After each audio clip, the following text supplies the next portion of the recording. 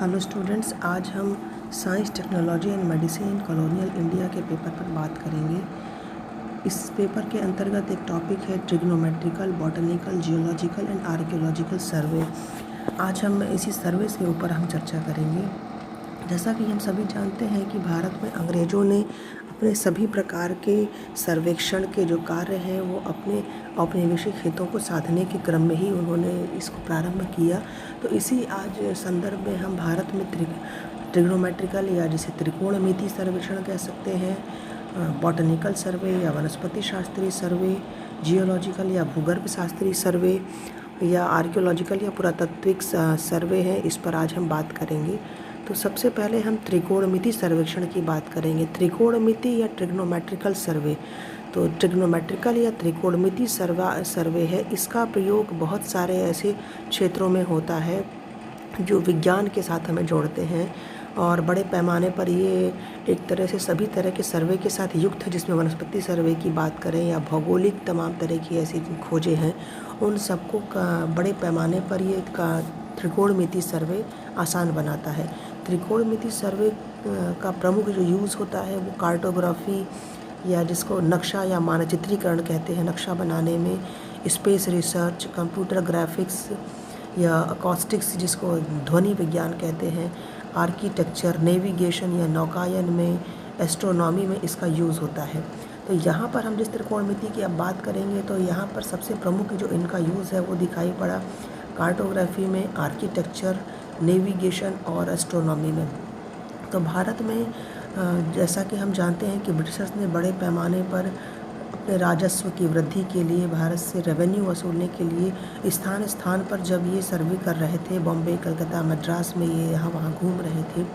तो इसी घूमने के दौरान इन लोगों ने तमाम तरह के सर्वे की अलग अलग शाखाओं का विकास किया। आज हम उनकी पृष्ठभूमि की बात करेंगे। लगभग 1750 के आसपास ईस्ट इंडिया कंपनी ने बम्बई, कलकत्ता, मद्रास के आसपास रेवेन्यू के निर्धारण के लिए, प्रशासनिक सहूलियतों के लिए, अपने व्यापारिक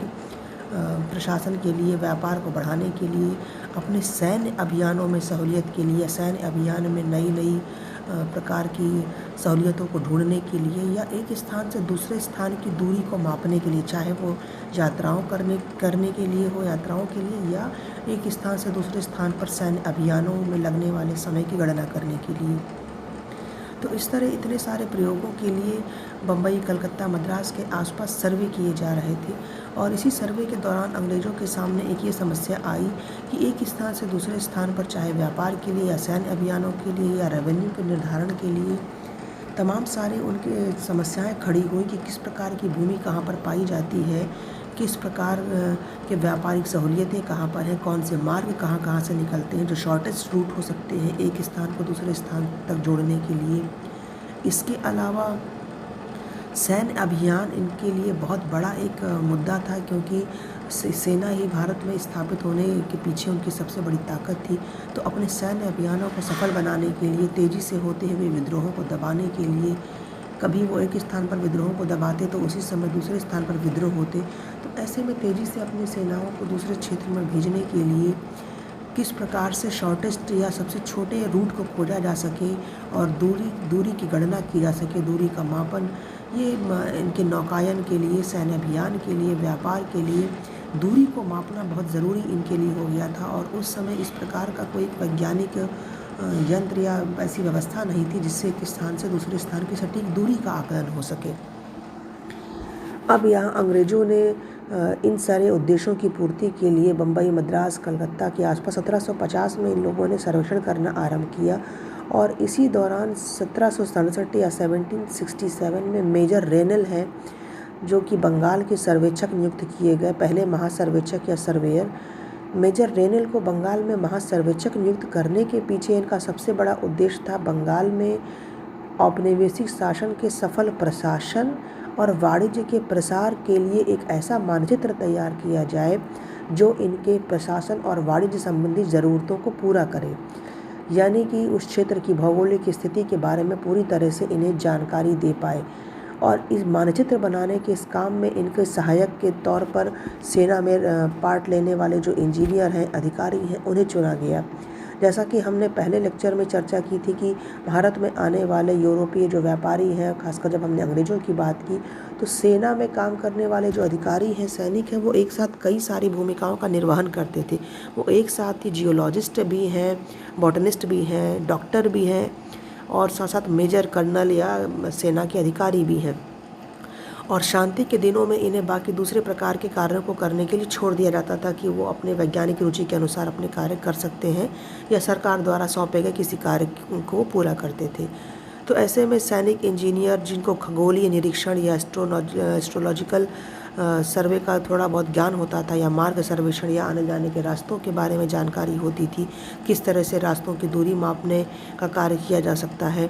तो इस तरह की जानकारी रखने वाले लोग जो कि त्रिकोणमिति सर्वेक्षण में सहायक हो सकते थे या त्रिकोणमिति सर्वेक्षण के जो एरियाज़ हैं जहाँ पर अप्लाई किया जाता है त्रिकोणमिति सर्वेक्षण के द्वारा जानकारी जो हासिल होती है, जैसे कि राजस्व निर्धारण में, प्रशासन में, सैन्य अभियान में, दूरी के मापन में या नक्शा बनाने में, तो उन कार्यों के लिए इन सैनिक इंजीनियर, खगोल निरीक्षण करने वाले या मार्ग सर्वेक्षण करने वाले अधिकारियों को यहाँ पर लगाया गया। इसके साथ साथ ये सारे जो अधिकारी हैं बड़े पैमाने पर इस प्रकार की वैज्ञानिक खोजों को करने के लिए बड़े उत्साहित रहते थे। जैसा कि हमने पहले भी चर्चा की थी कि ये अपने आप में मूल रूप में ये वैज्ञानिक चिकित्सक हुआ करते थे, लेकिन इनको सेना के कामों में जब लगा दिया जाता था तो कहीं ना कहीं अपनी व्यक्तिगत रुचि को इन्होंने दबा दिया और बड़े बड़े सैन्य अभियान करते समय इनके सामने जब भारत के ऐसे अनदेखे हिस्से सामने आते थे, भौगोलिक क्षेत्र आते थे जहाँ इन्हें अपनी रुचि के या कोई वनस्पति दिखाई पड़ी जिससे कि ये वहाँ के मेडिसिनल वैल्यू या और दूसरी वैल्यूज़ को उसमें ढूंढ सकते थे, लेकिन अपने सैनिक रिस्पॉन्सिबिलिटीज़ की वजह से वो काम नहीं कर पाते, तो कई बार वो चुपके से उस सैन्य अभियान से अलग भी हो जाते थे। तो इस तरह ये सारे इनके जो उपलब्धियां हैं, इनके जो अंतर्ज्ञान है, ये सभी सैनिक इंजीनियर, वनस्पति शास्त्री, भूगर्भ शास्त्री या जो जियोलॉजिस्ट, मिनरलोलॉजिस्ट हैं,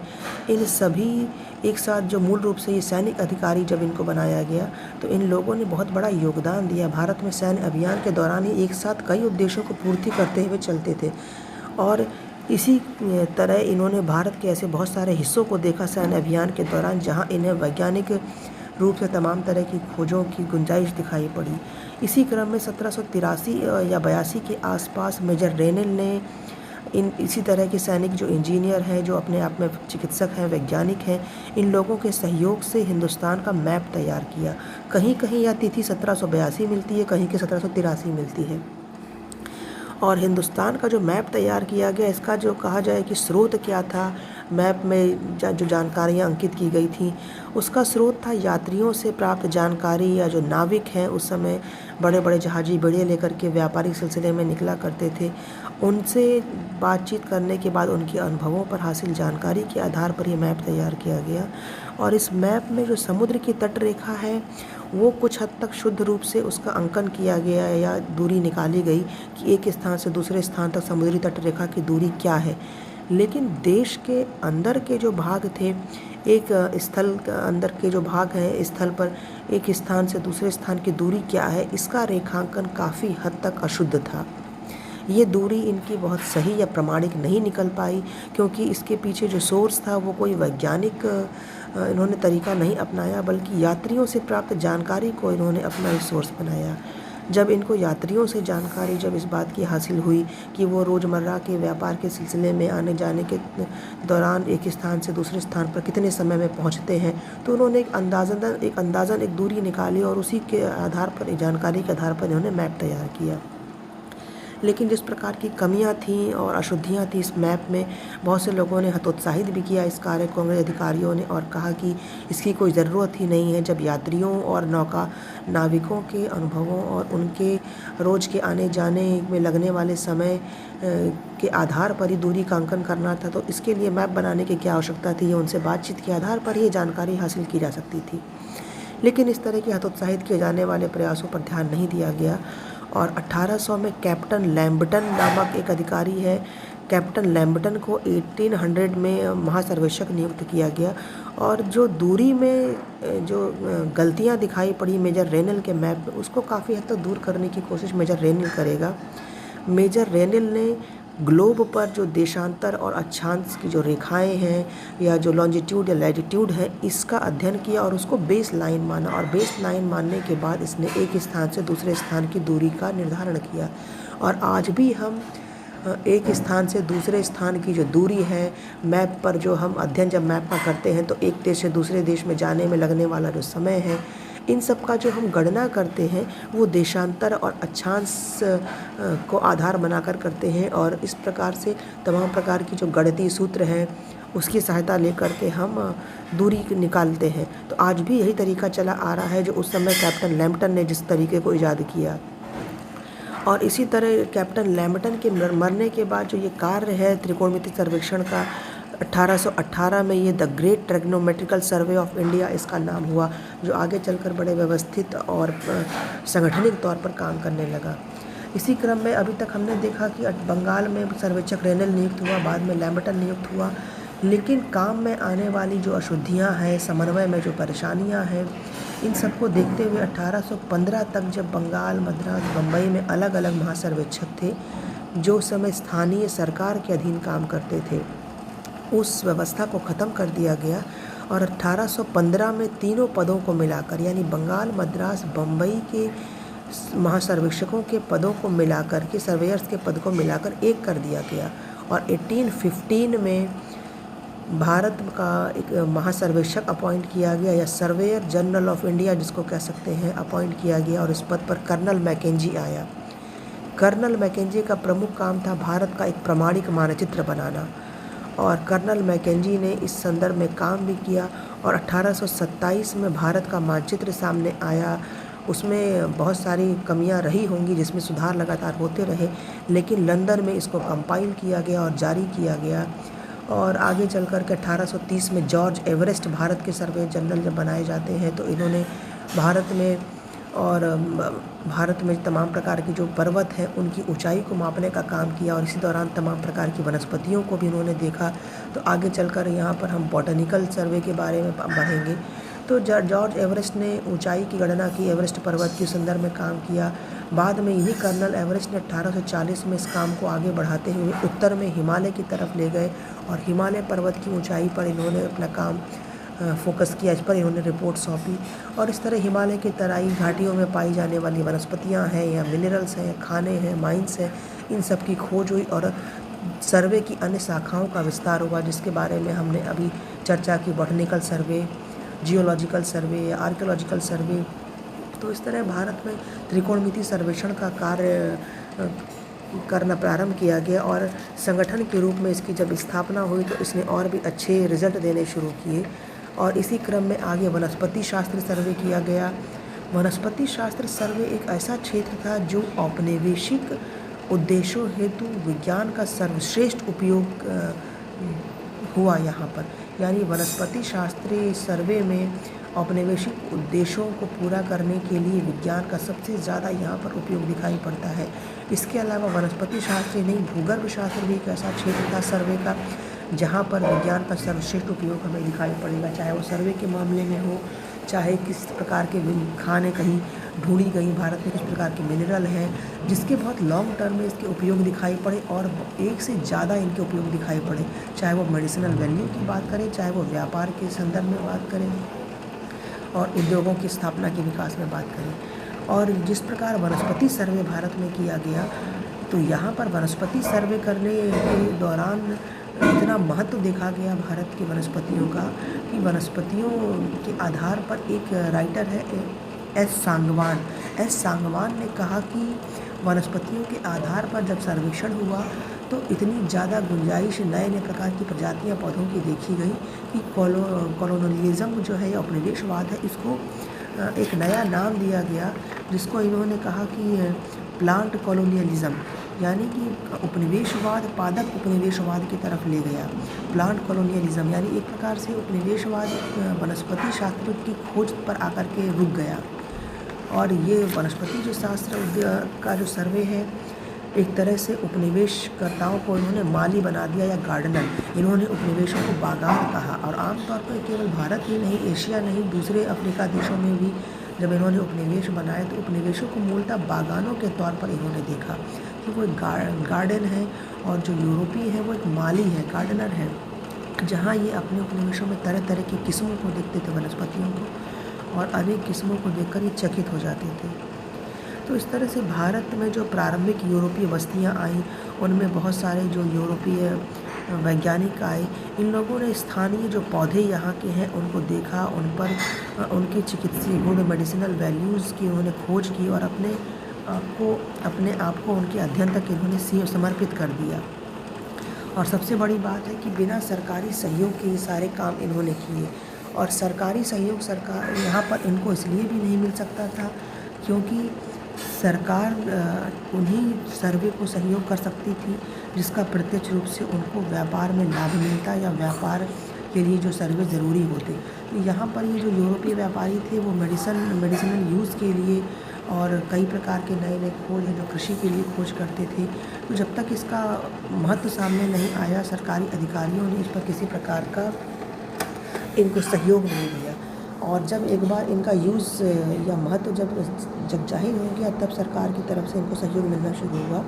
तो बॉटनिकल सर्वे की जो व्यापारिक और सैन्य इम्पोर्टेंस है जब कंपनी को पता चली, तो तब इन्होंने अब कंपनी की या सरकार की पॉलिसी के तहत इन सर्वेस को रखना शुरू किया। यानी अब ये इंडिविजुअल या व्यक्तिगत स्तर पर ये सर्वे के काम नहीं होते थे, बल्कि सरकार की नीति का एक हिस्सा बन गए और इनको भी सर्वे करने के लिए ग्रांट देना, अधिकारियों की नियुक्ति करना, इस प्रकार की तमाम अब इनको सुविधाएं दी जाने लगी। और बंगाल और मद्रास पर पकड़ होने मजबूत जब हुई, तब इन्हें बॉटनिकल सर्वे का व्यापारिक और सैन्य महत्व क्या है ये और भी अच्छे से ज्ञात हुआ। एक जेम्स एंडरसन नाम का एक डॉक्टर है जो मद्रास आर्मी में काम करता है। उसने बंजर ज़मीन में गन्ना, कॉफ़ी, अमेरिकन कॉटन और यूरोपीय सेब उगाया और इस तरह कृषि की अपार संभावनाएं, नई नई प्रजातियों को भी उसने पैदा करने के संबंध में एक डिस्कोर्स उत्पन्न किया कि इस प्रकार की भारत की भूमि में नई नई फसलों को उपजाया जा सकता है। बंगाल में रॉबर्ट कीड का नाम बहुत फेमस है। रॉबर्ट कीड ने कंपनी की नेवी के लिए पोर्ट के आसपास, बंगाल के बंदरगाहों के आसपास टीक की लकड़ी या जिसको सागौन कहते हैं, सागौन की लकड़ी मुहैया कराने का विचार बनाया और कहा कि कलकत्ता के आसपास ऐसे बागान लगाए जाने की ज़रूरत है जिससे कि सेना के लिए जब जहाज़ बनाए जाते हैं, सेना संबंधी बहुत सारे अन्य सामानों के निर्माण के लिए सुविधा हो सके। इसके साथ साथ इसने अपने प्रस्ताव में कपास, तंबाकू, कॉफ़ी, चाय, अन्य फसलें उपजाने का भी इसने प्रस्ताव रखा। इसके अलावा शिपिंग के उद्देश्य से या नौकायन के लिए इसने नारियल के जो पेड़ है उससे रस्से निकालने के काम किए कि जिससे फाइबर निकलेगा और उस रस्सों से रस्सी मोटी मोटी बनाई जाएगी और वो सेना के बहुत यूज़ में आता था, जहाज़ों को पानी में उतारने के लिए, पकड़ करके वापस तट पर लाने के लिए। और टीक के बागान के ये सारे जो उद्देश्य है ये एक प्रकार से वनस्पति सर्वे के अंतर्गत आते हैं, लेकिन इसका यूज़ बड़े पैमाने पर इनके सैन्य संबंधी क्षेत्रों में किया जाता था। इसके अलावा अभी तक जो भी काम था हमने पढ़ा कि वो अनऑफिशियल था, अनौपचारिक रूप से व्यक्तिगत स्तर पर उस समय के वैज्ञानिक कर रहे थे, लेकिन अब ये गवर्नमेंट पॉलिसी का अंग बन गया और प्लांट कॉलोनियलिज्म की बात जो एस सांगवान कहते हैं वो यथार्थ रूप में परिणत होते हुए दिखाई देने लगी। 1793 में रॉक्सबर्ग ने कीड का स्थान लिया। रॉक्सबर्ग नामक एक वैज्ञानिक ने रॉबर्ट कीड का स्थान लिया और रॉक्सबर्ग पहले मद्रास में सामलकोट्टा नामक स्थान पर इसने काम किया और वहाँ इसने ब्लैक पेपर या काली मिर्च, इलायची, नील के साथ तरह तरह के प्रयोग किए, इनकी किस्मों को उपजाया। और सबसे बड़ी बात रॉक्सबर्ग की ये थी कि मद्रास में अकाल के समय, सूखे के समय इसने वहाँ की परिस्थितियों का अध्ययन किया और बड़े पैमाने पर भुखमरी के जो हालात देखे, ऐसे समय में इसने इस प्रकार की फसलों की या ऐसे भोज्य पदार्थों की, सब्जियों की खोज की कि जो विपरीत परिस्थितियों में उगाए जा सकें और जनता का उस समय पोषण कर सके। तो ऐसे में ये कटहल या जैक फ्रूट की इसने एक खोज की कि इस प्रकार का ये जो एक सब्जी है या पौधा है ये किस प्रकार विपरीत हालात में भी अगर इसको उगाया जाए तो ये पैदा होता है और साथ साथ न्यूट्रिशन भी दे सकता है। तो भुखमरी के लिए भी इस प्रकार का एक इसका यूज़ हो सकता है। वनस्पति सर्वे का नई नई जो किस्में हैं, कैसे अकाल के समय कम पानी में या ख़राब एडवर्स जलवायु के समय भी नई नई जो फसलें हैं वो कैसा रिज़ल्ट दे सकती हैं, बड़े पैमाने पर मानवीय ज़रूरतों को पूरा कर सकती हैं। कलकत्ता बॉटनिकल गार्डन में 800 से ज़्यादा पेड़ और 22,000 से ज़्यादा पौधों की वैरायटी रॉक्सबर्ग ने जोड़ी। और आर्थिक वनस्पतिकी के क्षेत्र में इनको, और ख़ासकर रेशो या फाइबर के संदर्भ में जब इन्होंने खोज की, यानी इकोनॉमी के फील्ड में, और ख़ासकर इकोनॉमी को इन्होंने बॉटनी के साथ जब जोड़ा, यानी आर्थिक वनस्पतिकी, यानी एक ऐसे वनस्पति जो अर्थव्यवस्था के लिए बहुत लाभदायक थे, उस पर काम करने के लिए इनको 3 गोल्ड मेडल दिए गए। और भारतीय कृषि को लाभदायक बनाने की जो समस्या थी, जैसे कि भारतीय कृषि में बहुत सारे ऐसे उत्पाद थे जिनको ये नकदी फसलों में तब्दील करना चाहते थे, चीनी, चावल, कपास, चाय, नील, तंबाकू, अफीम या रेशम के कीड़े पालने की व्यवस्था हो जिससे कि रेशम हासिल किया जा सके। इस प्रकार की बहुत सारी फसलों में नई नई प्रजातियों को खोजने का जो काम है, जिससे कि लाभदायक बनाया जा सके कृषि को, इस संदर्भ में काम हुआ। सन की खेती कराना प्रारंभ हुआ। सन की खेती, या जिसको फ्लैक्स कहा जाता है, एक पौधा होता है फ्लैक्स का, जिससे बड़े पैमाने पर रस्सी बनाई जाती है सन से। सन एक फाइबर होता है, और सन की जो खेती है उससे बड़े बड़े जो फाइबर निकाल के रस्से मोटे मोटे बनाए जाते हैं। ये युद्ध के क्षेत्र में बहुत काम आते हैं। और जैसा कि हमें अंतर्राष्ट्रीय परिस्थितियों को देख करके हमें पढ़ना चाहिए इतिहास, भारत में केवल सैन्य क्षेत्र के संदर्भ में ही वनस्पति सर्वे इनके लिए उपयोगी नहीं थे। हम जानते हैं कि ब्रिटिशर्स का साम्राज्य लगभग पूरे विश्व में व्याप्त था, और इस संदर्भ में पूरे यूरोप में वो युद्धों में रत हैं। तो ऐसे में सबसे बड़ा इस समय उनका शत्रु नेपोलियन था। नेपोलियन के साथ भी युद्ध यहाँ जब इनका चल रहा था, तो जो सन की खेती है जिससे रेशे मिलते थे, उस समय रूस से सप्लाई होती थी। रूस बड़े पैमाने पर सन की खेती करता था।